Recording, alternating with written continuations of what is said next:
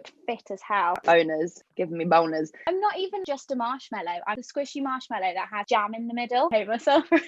Me too. I literally hate everything I say when it comes to men. I'm like, I love you so much. I'm like, oh.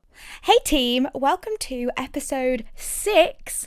So what? Of Jeans and a Nice Top Pod. Oh my goodness.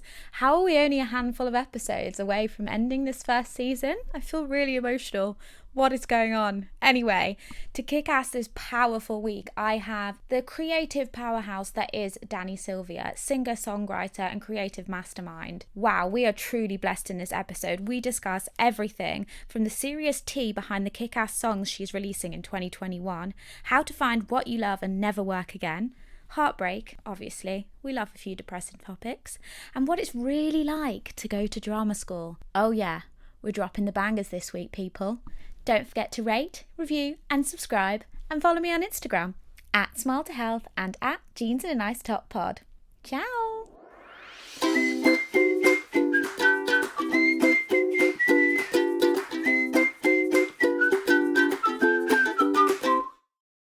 Hey team, and welcome to another episode of Jeans and a Nice Top, and this week I have the marvellous Dani Sylvia. I have known this girl for a very long time, and she left a really beautiful footprint on my heart, and she's one of those really special people that I'm so grateful to interview today, and I know you guys are going to fall in love with her too. She is a successful musical artist, not only the winner of Best Songwriter for the Unsigned Music Awards, but she's a featured artist on BBC Introducing. She's actually released a new single called Madonna Whore Complex that you will have playing on repeat, I promise you. And she's just one to watch in the creative industry. She's an absolute creative powerhouse, a girl boss, and just your best friend. But I'm going to stop making her feel awkward now and let her introduce herself. So, those who don't know you, tell them who you are and what you do. Hi, that was so nice and kind. My name's Dani Sylvia. I'm a singer-songwriter. I make miserable pop music and other things. That's me. That's what I do. Miserable pop music. Yeah. I actually feel your music style is kind of like this podcast in like the topics that you cover. Like, Yeah, you do it in a more creative way than me. I just get people to talk, but you make it into this wonderland. Oh, you sweet. No, not at all. This is just as creative in a different way. But I totally get you. It's definitely, the music's always about tricky topics, and they probably all go through, maybe don't want to talk about. So trying to kind of encapsulate that, put it in a structure, put it in a song, and hopefully the goal is a bit like what your goal with this podcast is, to just hopefully make people feel a little bit less alone or a bit more understood, is the ultimate goal. What would you say is your favourite thing about being an artist? My favourite thing, I think my favourite thing to do, which has not been possible for some reason for the last year. I don't think it's going around or something. Something's happening. A little thing. So for the last year we haven't been able to do it, but my favorite thing to do is to perform live, so to do big shows. We have like a band, and I have backing singers and dancers, but they double up as dancers as well, so they're just quite fun, the show. So I really miss that. And other than that though, I actually just really like writing the music in a little dark studio. Just having your space to make things happen. And you've done so many sold out gigs as well, haven't you? You did one in Camden just before, it was Camden, wasn't it, just before lockdown? So the one that one was a few months before lockdown, but we actually did the last show at O'Meara, the very last show at O'Meara, which is in London Bridge. So we literally played, it was on the 14th of March, and the venue closed the next day, and then we went into lockdown, I think the week after. They were advised to not have that one in. I know, literally, it was weird as well. So the day before, everybody was like, I had loads of people messaging me being like, oh, can't really come, and I was like, oh no, I'm going to be playing to just 5 people. I imagine, not the one, like step clicking on your own. Yeah, literally crying. Speaking of the hidden C word, not the C word that we all love to use, but the dreaded one of 2020, I'm asking everyone what you're currently reading and what you're currently watching. Okay, I have currently just finished, and I'm really late to the party, just finished watching Killing Eve. Which is amazing. Yeah, Jodie Comer is that her name? Jodie. She's amazing. like the best character I've ever seen. I've never seen someone flip between so many accents and full physicality changes, like as an actor nerd over here. Like she just swaps so quickly. I'm like, wow. She's incredible. She didn't train. She actually is untrained. Yeah. I don't think she got, I don't know if she didn't get into drama school, which is always such a great story. I love when I hear that, when somebody experienced that rejection and then goes on to just be like to be super successful anyway. Like middle finger to the industry. Yeah, exactly. And then reading, I'm rubbish at reading, but I did finish a book in lockdown called The Choice. I can't remember the author's last name. Her first name's Edith. She's a Holocaust survivor, and she's written this incredible book about the choice we all have every day to either sort of be victims or survivors of our circumstance. Yeah, I'd really recommend it. It's beautiful, actually. She's just this, I think she's like 90 something, and she's still doing talks. Yeah, and she's just cool. Like she endured. It's really heartbreaking to hear what she endured. But then she's basically turned it into the most beautiful life and beautiful thing. So I guess the message for her is like, if I can get through the Holocaust, get through what I've got through. Yeah, but she doesn't do it in a patronizing way or like a dismissing of anyone of anyone's pain. She's actually almost the opposite. But she's not like it's not in a sassy way. It's just in a lovely way. Like, and she learned. Yeah, it's really good. I love listening to people's stories from that era as well. My mom's carer, and she looks after this couple, and I think they're like 94 and 102, and they're called Win and Jack. And Jack, we call him Dunkirk Jack because he fought on Dunkirk Beach, and he had the most incredible stories. And I just think that generation, I just want to like squish them up, put them in a little pot and take them everywhere with me. They're just glorious. I know, they've just, I mean, so many of they went, because actually that generation, as well as going through the war, also went through a pandemic. Yeah, they did. Yeah, which is crazy. Apparently, because me and my friend were on about conspiracy theories the other day, and apparently a pandemic happens every 100 years. Oh wow, yeah. Because the last one was the Spanish flu in 1920, and there was like one before that. I don't know what that one was. How weird is that? Yeah, so imagine going from the war straight into a pandemic, like, and living to tell the tale, and like still kind of grabbing life with both hands. Yeah. Oh, I love that. What a powerhouse. I might add that to my read list, because I have so many non-fiction books, but I don't have any many fiction or personal bios, so actually that'd be quite good for me to read. I'm doing a reading challenge, which is why I'm asking, for a selfish reason. Yeah, you'll love it. You'll really love it. It's actually right up your street. Yes, I would recommend it. Love that. So going back to the drama school conversation, I had to bring this up because I feel like we both have a lot to say, and this is a safe space to say it. And Jodie Comer not training, that's just absolutely made my life, because for those that don't know and that haven't attended drama school, it is not what you think, people. Not saying that it's all horrific. I've definitely met some lifelong incredible humans that I just absolutely adore. It definitely taught me a lot about my craft and also about myself as a person, because every day was a mental breakdown. It's not, people think that we just wear feather boas and tap dance all day, and actually it's so much harder. But like psychological warfare training. Woo! It's because did you do acting, or it was straight acting you did, wasn't it, at Guildhall? At Guildhall, yeah, straight acting. Yeah, it was tough.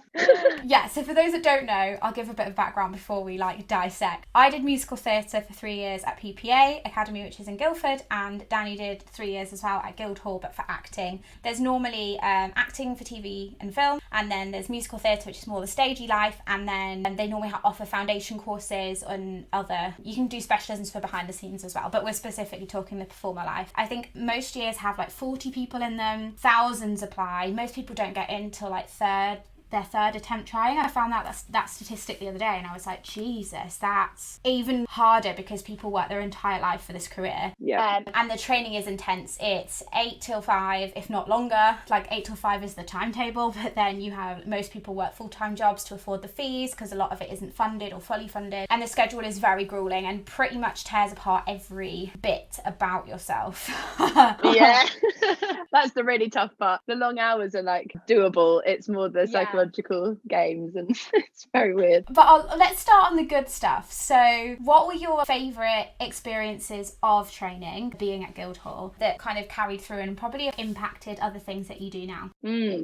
I actually loved third year, even though which is the last year where you basically just do performances to the public and agents and things like that. And there were loads of things about that year that were really hard. Suddenly gets really stressful and almost competitive as well. And there's a lot of that going on. But it felt like we'd done years of kind of treading the boards and doing rubbish things in little studios and failing miserably at everything. And then suddenly we're on an actual stage and people are watching, and you suddenly see all of your training come together. We just had a good time. There was some shows we did there was one show we did, actually that was my favourite time of Guildhall. There was this really, really bleak play called Yennefer. I have heard of that. Yeah, it's like harrowing. The worst things that you can imagine happen in that play. But for some reason, we had the most fun of any show we ever did in that show, and laugh. Like, honestly, every rehearsal, start to finish, we were just crying with laughter. For some reason, I don't know. That. It's funny sometimes when you're tackling difficult subject matters when you're rehearsing them, like almost the opposite vibe happens in the room. To counteract it. Agree. I remember we had a workshop with someone that was in Les Mis. I don't know if you've heard of Frafri, but he's in the film as well. And he was saying that he used to be on the barricade, in inverted commas, and he'd literally be in his head, do you hear the people sing? But in his head he's, what do I want for lunch? I fancy a sandwich from Pret. And he's literally like not even, and it's like this heartbreaking musical, but he's there being like, do I want the avocado baguette or do I get the meatball sarnie? Can't make my mind up. So totally relate to that. Yeah, dying on the barricade. Cheese and pickle sounds perfect. Yeah, literally, like that's what I want. I hope they've got the ham and cheese. Don't want to miss that one.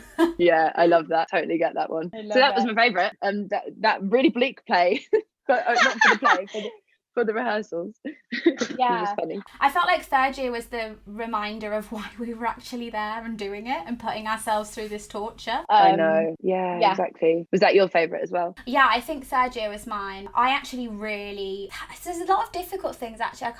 I loved the spontaneity more so of third year. So we had lots of guest teachers. We got to do loads of workshops and learn choreography from loads of shows, and that was really fun for it not to be, I felt like I was constantly working towards an exam to tick something off. So it was actually nice to just dance because I wanted to, and just sing a song because I love to sing it, not because I needed to get full marks to tick off a step to my degree. Do you know what I mean? Yeah, definitely. But then my first show was my lead, which was made in Dagenham, and the music is just so fun, and that was one of those moments where we did just laugh so much, and the costume changes were ridiculous, and it was just so much fun. And also seeing like the other half of my year do chorus line was so powerful. So yeah, absolutely love. Yeah, I think third year was my favourite. First year I found the hardest. Yeah. Because it was second year I think was just so much stress that my body just associated it as PTSD and was like, you know, it's fine, just keep moving. With enough coffee you can push through.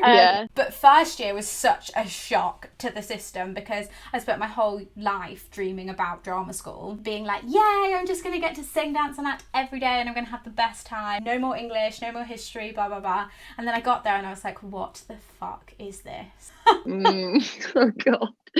Yeah, it's literally it's not what you expect at all. You're like a week in and you're like I did not sign up for this. Didn't sign up to die inside every day. Yeah, and then for like context for people, it's not even the schedule that's the problem. Like I can deal with being busy. I think we're the kind of people that are a bit cannibalistic with time. Like we like to be productive and kind of push ourselves to breaking point. It's the fact that as part of your training, in inverted commas, they like to tear you apart emotionally so that you can access the theory is if they break you down so that you can tune into really powerful and like quite triggering emotions, really breaking into tears or extreme grief or extreme loss or sadness, then they can teach you how to find that emotion and then bring it back, so then it's just on the cusp. That's like in my head what they're trying to do, but the way they do it and the way they execute it, not very good. Not very great. No, it's not our fave. We wouldn't do it again, probably. No. It sounds like I'm literally tearing training apart. And for anyone that is going to drama school, do still do it. I think it's a huge lesson. You'll have a great time. You'll really love it. You'll probably be drunk for most of it. Yeah. But to be fair though, there were actually loads of people in my year the majority actually loved it start to finish. So I think it kind of just depends on, everyone has a very individual experience. So I think me and you were just a little bit unlucky. We just happened to maybe not be in the right heads. Because what I was going to say when you said what was we'll start with the positive, was even when I'm thinking about the negative, I'm not actually thinking about anyone doing anything wrong. I'm thinking about, I was too young and emotionally immature, and it was me who was unable to deflect the pain and take things way too personally, all those things. I didn't have those tools. So actually that's the negative. It's nothing to do with the training. The training's I totally agree. Yeah, that's a really important point actually, because I'm making it sound like everyone's evil and they're not. Some of the teachers were absolutely sensational. A huge shout out to Lewis Butler, who was my ballet teacher, and he was in acting through song and just made things click. Like Katie Seacone, who was so passionate about acting, and just made us laugh so much and see it in a whole different level. I could literally name everyone. But yeah, I totally agree in that if it depends on the dynamics of your year group as well and how they click together. My year group was quite fragmented at times. We came together in times of crisis, but I think there was a lot of drama, standard drama school. And then, like you said, I think I was so emotionally vulnerable at the time. I think I still needed heat. I think if I went back now, I'd go there and someone would be like, no, you're too fat to play this part. And I'd just be like, okay, and just move on. Whereas at the time I was like, I can't eat, and I hate everything about myself. And yeah, so I totally agree. It's a difficult one, because you think there's the pressure to go there early and get your training done as soon as possible so you have as long of a career as possible. But actually, I think going later, I think the people that were older in the year got way more out of it than the people that were younger. I would say the same thing for sure. They're just able to laugh at it a bit more. I had no sense of humour about it. I was like, oh, you said I'm bad, or you said I'm this. Okay, I'm bad. I'm a bad person. B is for bad. Yeah, literally. But if you're a bit older, you can have a bit more of a, you know who you are a bit more, isn't it? Like you have a bit more of a sense of what to take on board and what not to. Yeah, 100%. That kind of leads into my question of one thing you'd change if you could go back. I would that would be the thing, that I'd laugh at myself more. I would laugh the whole way through, and I reckon I'd have a great time. That was the one mistake I made. I took myself way too seriously and the situation way too seriously. 100%. To the point where I don't even recognise that person. But I guess we were babies when we went. Yeah, I think that's the thing, isn't it? That's why I love talking about adulting, because actually you can apply it to anything. When you're at school, secondary school, and there'd be a teacher that was 25, you'd be like, oh my god, they're an adult, they've got their life together. I'm now 25, and that just makes me lol, because I've literally, they had no idea. Probably turned up hungover, probably completely winged it, didn't have a lesson plan, just made it up. It makes so much more sense now. But yeah, I think the one thing I would change as well is there were moments where I did that, it's the same as you, in that I really did let go at times, and that's when I made the biggest breakthroughs. So I think it'd be not letting the haters get me down, and then trusting that I got in and that was enough, that I didn't have to compete with everyone, because I feel like you're pinned against each other in the year group, and actually you're all completely different. And I'm proud of every single person in my year and everything they do. And actually when we're at drama school, we're all kind of fighting all the time, and actually everyone gets along so much better when they leave. So true, because you're not competing with each other. It's going to be rare moments when you guys in your year get the same audition, because there are so many people trying to do this. So exactly the same job. Your mates aren't you? Yeah, exactly. So what made you make the transition from, you're still an actor, but actor to singer-songwriter? Well, I'd always wanted to do music, but I had zero self-belief, and I just didn't even know where to start. So I was a couple of years into being an actor, and I don't have the passion for it, essentially. So all of the rejections and stuff, it was kind of half and half. It was on one side I really didn't care because I probably didn't want to do the job anyway, but on another side I was also getting tired of being rejected from things I didn't even feel that passionate about anyway. Can't as well. And that's I think that's really brave. I don't want to say brave, but that's a positive that you're able to go, oh, actually this isn't my passion, because I think a lot of people are so scared to say that, because you put in all of those years, and to then suddenly turn around and be like, I don't like this anymore, I don't want to do it. That's really hard to say. Yeah, it's hard for people around you as well who've training, helped you out when you had no money and stuff like that. So literally my poor mum and dad. But I started, because I wasn't earning any money from acting, I started singing in a function band, and then I did more of that, and yeah, and it was like tough, like good, like cutting your teeth and like horrible like working men's clubs and stuff. And then I started doing that more, and then I joined a vocal harmony group called Voices Collective, and we did some great gigs. And then I started going, well, actually I really love writing songs. I'd always written songs, but like I started putting them out in videos and stuff, and then it was just a full transition. Like I just literally, it became everything. Then I started, you know, being more serious about it, went on tour with the band and stuff. And then by that time I was like, I actually had to make a decision, because my agent got me a job with Cheek by Jowl doing Winter's Tale. And but then the other thing was I was booked for a singing tour, going on tour with Diversity, the dance group. Wait! Oh my god, Ashley, what's his name? Banjo. Oh, sexy. He's so sexy. I'm gonna say it, I don't care who's listening, he is. And he's like the choreo, I'm just obsessed. I love them. Diversity is one of, like, I don't like Britain's Got Talent, but what Diversity have done with that and how they've made things happen, obsessed. No, I completely agree. They're so talented. And so had to choose between those jobs, and the Diversity tour was significantly less money and significantly less time doing it. And I was like, I am going to do that. Sorry, mum. And that was the moment when she knew.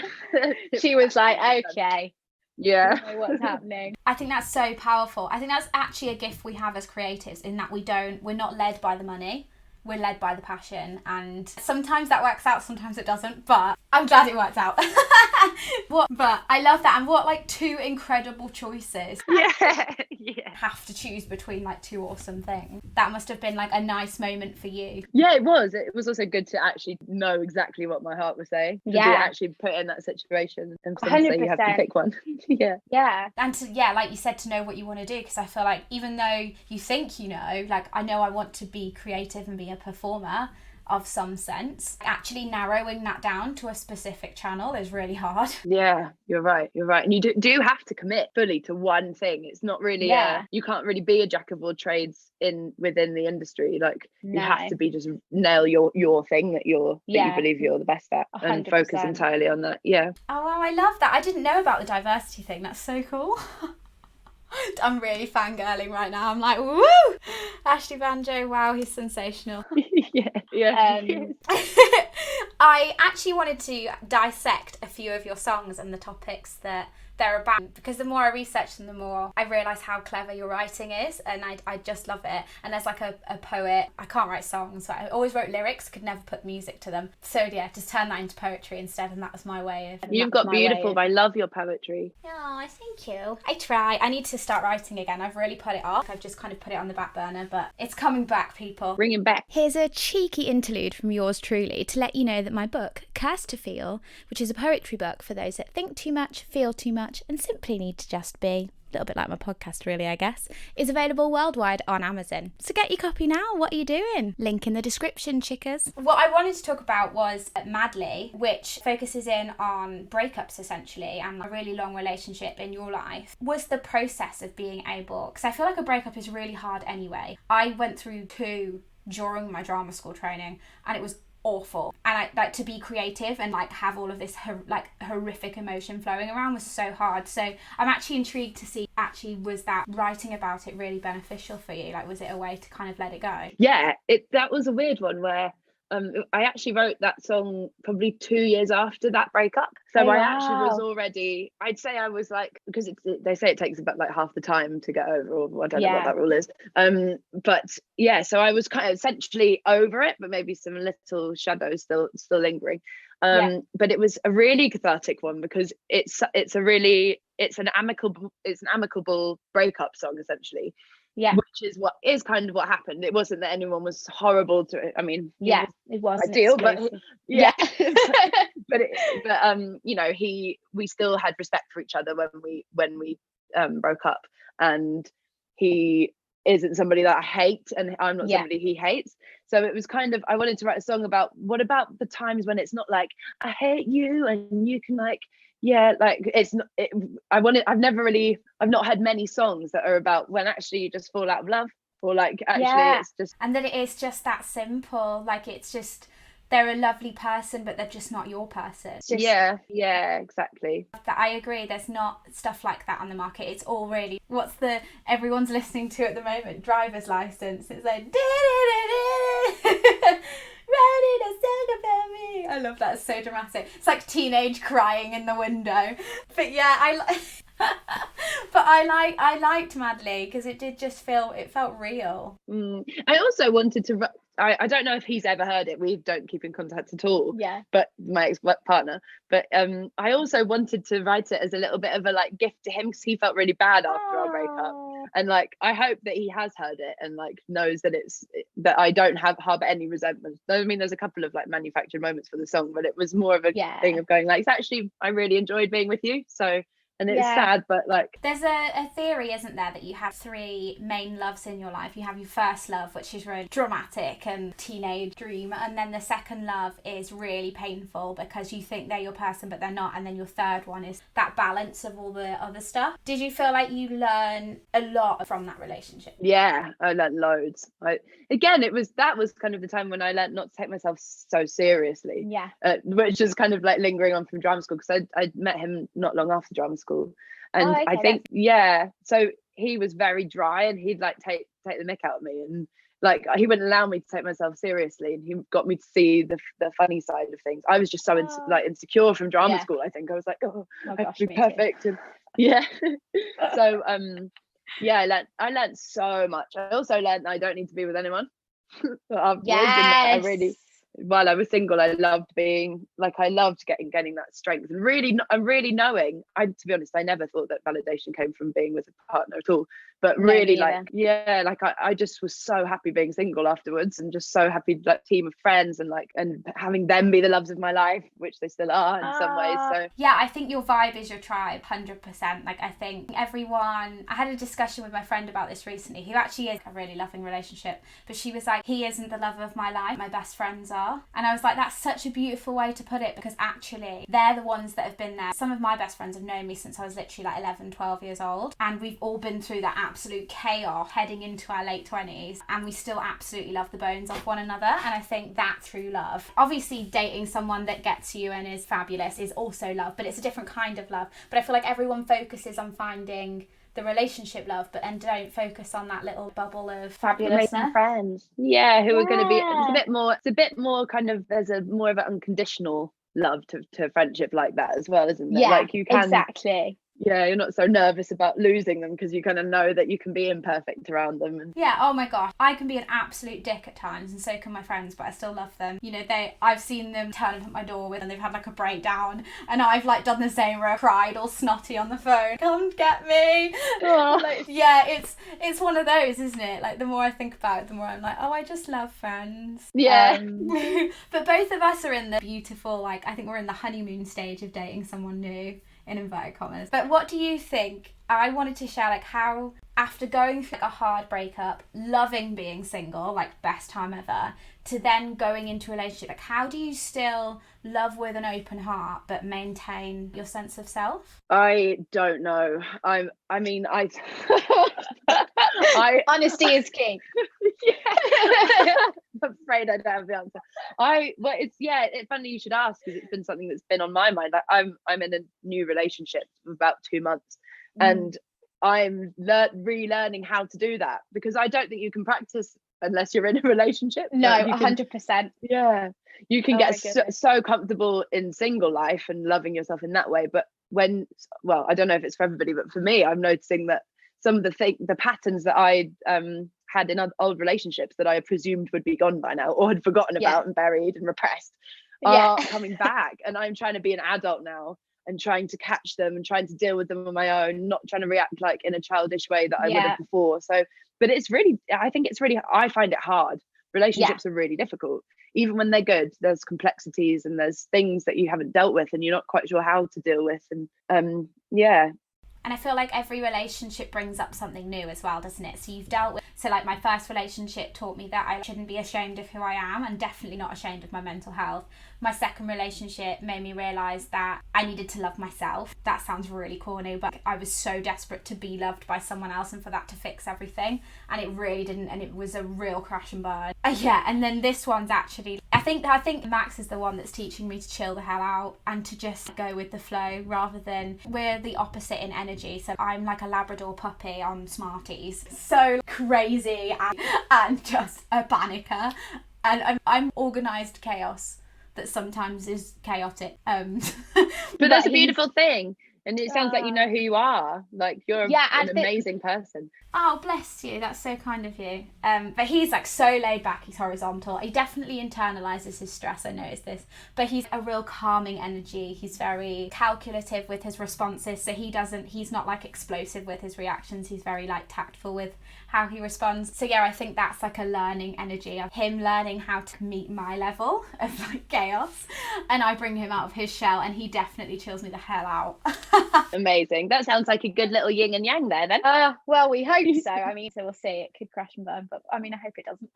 This is me like joking about it to try and make it okay. Me too. I do that as well. That's another thing to learn though, is like so hard to learn it and like actually practice it though, but like the abandon, like surrender to it, and kind of knowing that like it might not work out, and that has to be okay too, and not trying to like basically live in the future and live in, he's probably going to leave. Because I think people get so scared of losing the person that you end up either destroying it or rushing through the process. And actually it's quite nice to just do the beginning bit and not have to, because I feel like lockdowns happened and everyone all of a sudden is engaged and having babies and like moving into a house, and I was like, I still forget to fill the fridge and order takeout too often. I don't understand tax, and do you know what I mean? It's neither do I. As a self-employed human, I should know by now, and I don't, but sick of it. But yeah, do you know what I mean? I was like, I still can't organise my own bloody life, let alone plan all of that kind of stuff. Yeah, there's plenty of time for that. No need to rush any of that. That'll happen when it's meant to happen, for sure. But yeah, I feel you. I also plan all those things, and also plan my heartbreaks. I plan getting heartbroken in case it happens. Which is really good. It's that quote, isn't it, where it's like an actor prepares, fail to prepare and prepare to fail. But the problem is we apply it to all aspects of life. Literally all aspects. I need to prepare for how sad I'm going to feel, so I'll just feel sad in advance. Me, literally. No, growing up's like boring. We don't need that. We're better than that. I'm so glad it's not just me. It makes me feel so much better. That's so awful, isn't it? I said that the other day actually to someone about how we're quite like sadistic in that, you know, if you see someone fall over, you find it really funny and you enjoy it because you know that was you probably 3 days ago. And like someone else has done it. Yeah, or that morning. So you're like, oh God, that is not just me. Or someone else does something wrong and you're like, okay, good. I'm not failing here. This is all right. Which is definitely adulting in a nutshell, isn't it? Yes. Blimey. Just hoping that other people don't get it as well. And then you can all just not get it together. Yeah. Yeah. So good. Yeah, I completely concur. It's nice not to feel alone in your insanity sometimes. Moves me on to the next song I wanted to talk about, which is Elevate. Also, I'm loving the titles for your songs. They're so bam, like elevate madly. Which is about, essentially, I would say it's like the beauty and healing of discomfort. But acknowledging that self-sabotage exists, but finding like the beauty and healing within that. And I wanted to link that into how you manage your mental health and your well-being in an industry that is quite cannibalistic, and it is very much dog eats dog, and there's a lot of high pressure. It's, you know, like release dates and getting everything out on time, and how do you manage that but still love it? Yeah, well, it is taxing.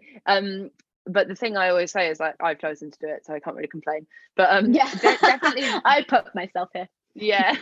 So this year is stressful because I'm doing a single a month, sometimes 2 singles a month, and most of them have music videos, and I edit and shoot all the music videos myself. Well, I use the director, my best friend who's a director, and another best friend who's a producer, to make the videos, but then I edit them. I've now got to, even though I've been avoiding it for years, I've got to do regular social media because my other best friend is on me about that. By the way, this is all, I've asked them all to be on me. They're not. Yeah, I mean, they're all awesome people. They are, but yeah, it's really stressful, and it's also tricky because I still very much am like unsupported financially, and you know, we've got things in the pipeline, but it's like getting signed and stuff is actually what we want to happen, because the music's really pop, so we need a big platform for it. So it's all of that, and then every release you're like, oh, I didn't get on the Spotify playlist again, okay, well, hopefully the next one. So there's a lot of that you have to deal with. The difference between this and say acting, when there was all the rejections and from auditions, is that I love this. So even if there are painful elements to it, they're kind of irrelevant to me, because actually the whole point of it to me is for the music to be for someone else when it's released. So there's no point in me sitting on it and just like waiting for a miraculous label to come and hand me money, or a person or an investor, because that's not going to happen.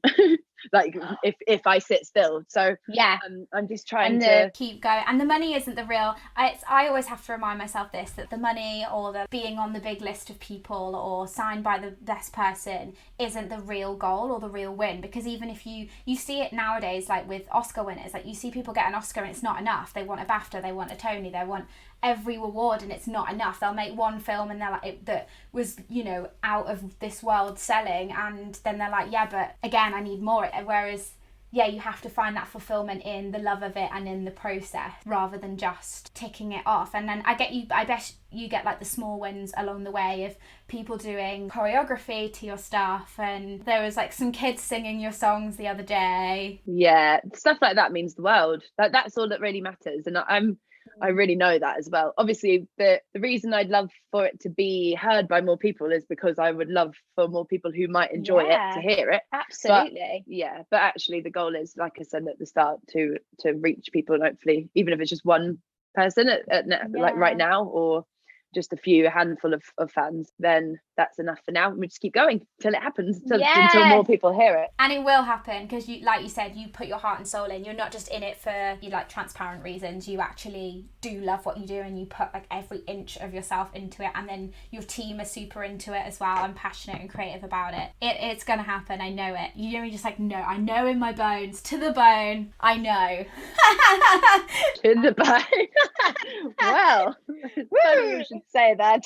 Absolutely love it. I think you're one of the embodiments of someone that has fully embraces their craft into their daily life, but in a healthy way. Because I think that's the hard thing to balance, is people. That was the question I wanted to ask, was the difficulty of something being your passion and then making it your full-time job. So there was a boy I went to school with that always wanted to be a footballer, and then when he actually went and was playing for the Albion under 18s or whatever, he was, I can't, I hate it, I absolutely hate it, I don't want to do it anymore. And now he just loves to play for the love of playing, rather than it being his all-encompassing life. What would be your advice for people that feel that way, or for people that are trying to manage it so that they can still do it as the paying your bills but also filling your soul up, if that makes sense? I think if it's that much of your passion where you only want to do it all day every day, then essentially it has to become the thing that pays your bills as well, so that you can do it every day.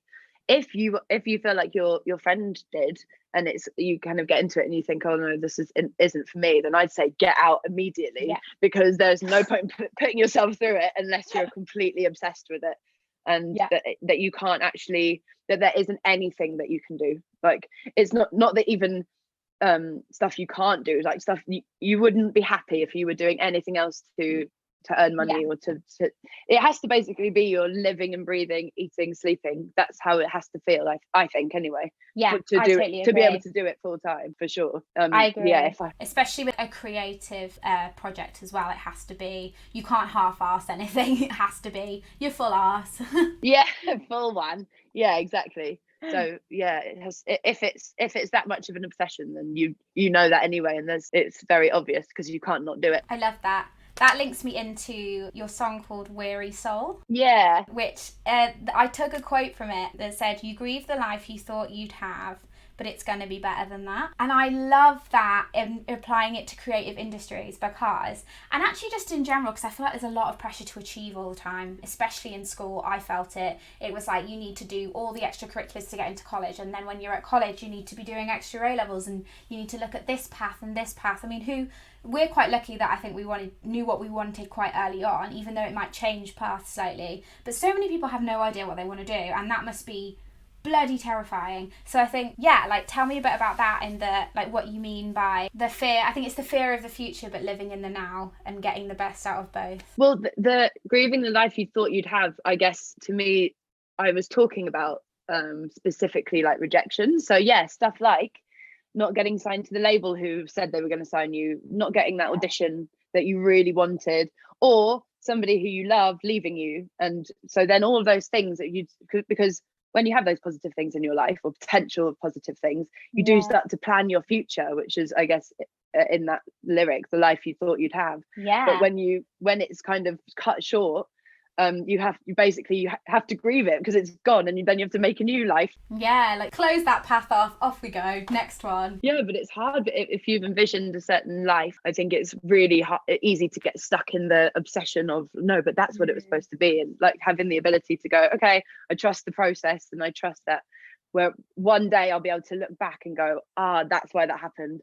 That's why I didn't get that job. That's why that label didn't sign me, because look at what I have now, and I wouldn't want to swap any of that for any of the life I thought I wanted. I'm a big believer in that what's meant for us won't pass us. If it's not your door, it won't open, but if it is your door, it definitely will. And I know sometimes it sounds a bit like hippy dippy, but I'm a huge believer in that everything happens for a reason. I think it's also nice as well to look back. I try and do this a lot recently. What would my 14-year-old self think if they looked at me now? Because I definitely wouldn't think that I was living the life I live now. And I love my life, but I just forget that I love it sometimes. Like it's one of those, isn't it? Where, like you said, you're so busy looking into the future and in the next 2 years, 3 years, 4 years, where you want to be, that you actually forget that even the silly things, like 14-year-old me never thought she'd live in London, never thought she'd have gone to drama school, signed with an agent, all the other things that you want to, and I bet it's the same for you, like your 14-year-old self would look at you now and be like, what a badass bitch, do you know what I mean? Maybe, I don't know, either that or like, oh my god, I thought you'd be really like have steady income and be married with kids by now. So not quite there. Not that path yet. Not yet, but it's amazing that we're very lucky to be pursuing what we love. Really, really lucky. And that has to come with a cost as well. So we might take us a while to get that steady income and be able to settle down in the way other friends who don't do this will. But the advantage is that we get to pursue our dreams. And that's really important because we don't get along on this planet. So we don't. It's so true. It really is true. You have to live your truth rather than someone else's. I think that's the biggest thing I'm learning as I'm like becoming an adult, in inverted commas. I'm not an adult yet. I'm becoming one.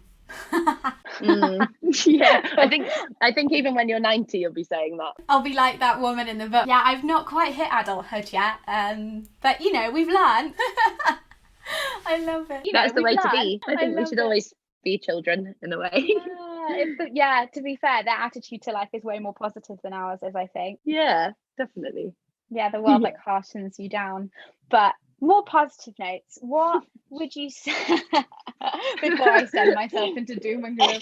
Existential crisis. Honestly, permanently. I think I've been on an existential crisis since I turned 14. Honestly, wow. I'm waiting for it to end. It just keeps morphing. I think I got braces and it was just downhill from there. What would you say are the best bits about, because the thing that I think people don't talk about enough about being self-employed and being your own brand, what are the best bits about the creating of your own brand? And also, how do you stand out in a crowd that feels really saturated? It's such boring rubbish advice, but and also really hard to pin down, but I guess it is a difficult question. But I think the only thing I'd say is to literally just like be relentlessly yourself. But then I think that's kind of so wishy-washy, because what is that even? I don't know. I think building a brand for me was really hard, and I think we're there now, and we definitely are so clear about what we wanted to be. But at first I had no idea. I didn't know what that concept meant. I was like, I was like writing songs and singing them. Is that not okay? Is that not enough? Be relentlessly, fearlessly being what you want, what you like. I don't know, like how you'd see yourself in an ideal world. And being bold, taking risks, and I guess the building of a brand means sticking to that as well. And that's the hardest bit, I think, is sticking to your guns. Yeah, because we all change and grow so much. So actually, sometimes you need to adapt your brand. You have with to, transition with it. I think what I like particularly about your music is that you are so different in a crowd that does feel very samey. And I feel like that's why you're having the longevity, because like you said, you know your lane and you know who you are, and that's for itself. Like obviously the music speaks for itself, the creativity speaks for itself, but also you as a person that people will buy into, that people know who you are, people can trust that because you trust it. Oh, thank you. That's so lovely.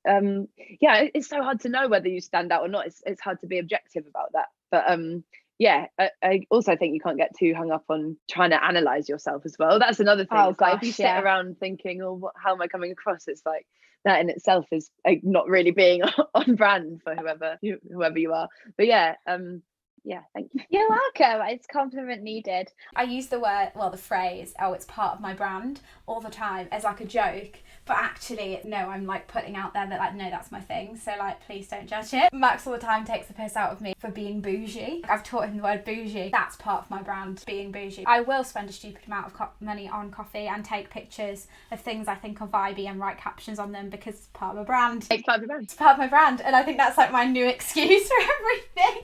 Yeah, I claim it. Owning it. It's fine. So that's going to be my new like motivational quote for 2021. Part of my brand. It's fine. Amazing. Just wash it over.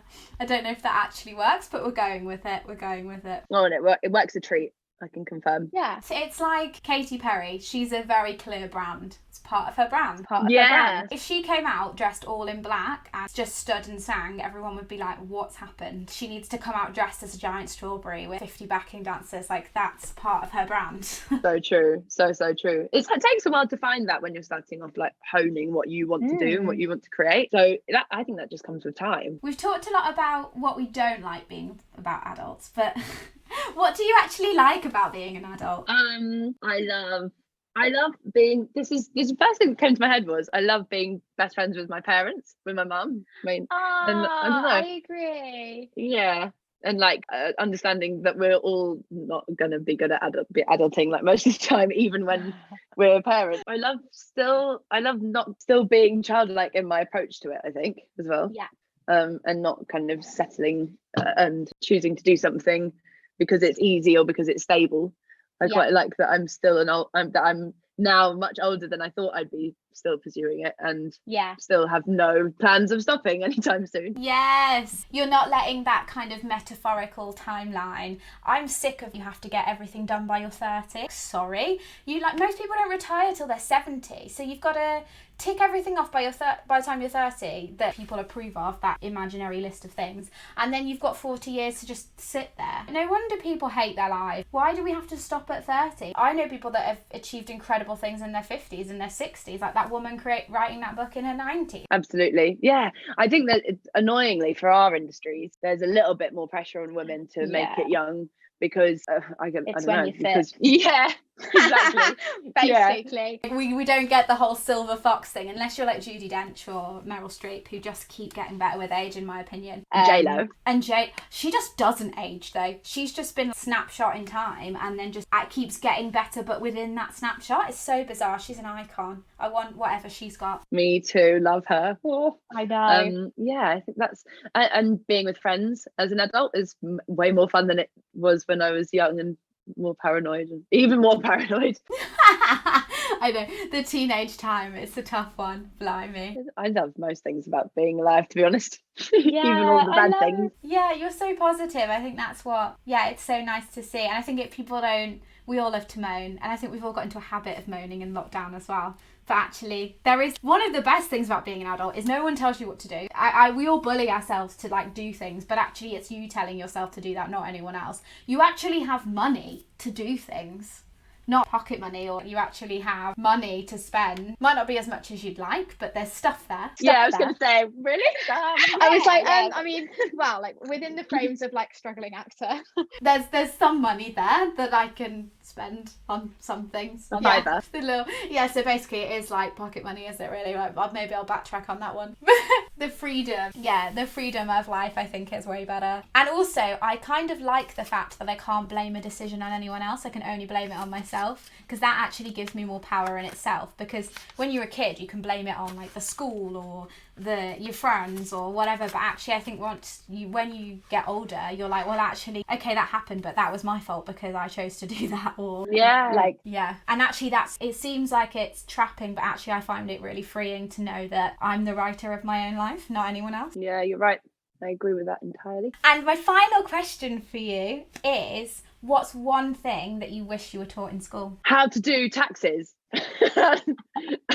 Definitely. Yeah, rather than Pythagoras' theorem. When have I ever used that? Yeah, I mean, I think I also do wish probably like resilience training, just so that when I was like a younger adult, I had a little bit more self-esteem. Like, I don't know, a bit more self-esteem. I don't think you can learn that from school though, so that's probably a stupid thing to say, but no, but I totally relate, because it's so annoying, because self-love comes with feeling like crap and knowing that you don't want to feel like that and getting better at not feeling like that.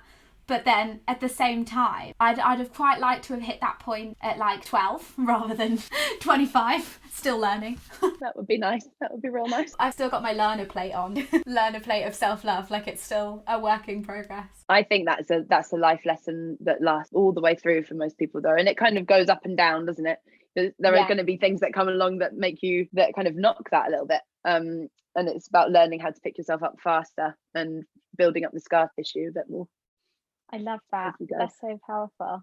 I don't even want this to end. I will probably gossip a little bit longer after I've stopped the podcast recording, because I want you all to myself. Where can people find you? What's up and coming? What do people need to look out for? This is your opportunity to self-plug to the heavens. So I'm Dani Sylvia on Spotify and iTunes, or wherever you guys get your music from. And at Dani Sylvia Music on all the social medias. Good luck seeing me post anything though, so I'm so bad at it, being regular on it. So this year we're releasing 14 songs. We've already released, this is our 4th one's come out today, and look out for the video coming really soon, or it might already be out when the podcast comes when out. this releases, it'll be out. Next Friday for us, of the video for the song that's out today called To The Bone, with Chelsea in it. Didn't mention that, guys. Sorry. By the way, she's in my music video. I snuck my way in there somehow, and I get to do some awesome choreo, and the best time ever. That's why I love Dani, because I can actually vouch from personal experience that the passion is there from her and her whole team, and they just embody it and completely come together and make this kick-ass stuff that's just great to be part of as a creative, but also great to watch as somebody that's into that kind of thing too. It was my friends basically fell in love with Chelsea, fell in love with you. Like literally, they did. They very, very, very much love you. They want you to be their friend. I want them to be my friends. I'm like, please, friends, please like me. They love you. Yeah, it was such a joy to have you there. You brought so much positive energy to the whole day, and absolute joy. Side note, what's actually really funny is that I went arse over tit in the middle of the music video when we were filming, and it was like slow-mo. So I was wearing these like really big boots and we were on uneven ground, and as I turned, I just stacked it. Standard me, really, just has to fall over. I've got the cutest picture of you falling over. You're just in like teddy bear position on the floor with like a little smile, like I'm sorry. I'm sorry. Yeah, it's so cute. Oh my gosh, I can't wait to see that. I'm excited for the release as well. It's going to be awesome. Yay, I hope you like it. Thank you for coming on and sharing your words of wisdom and just having a giggle with me for an hour. I love it. So much fun. I love you so much. Love you. Bye.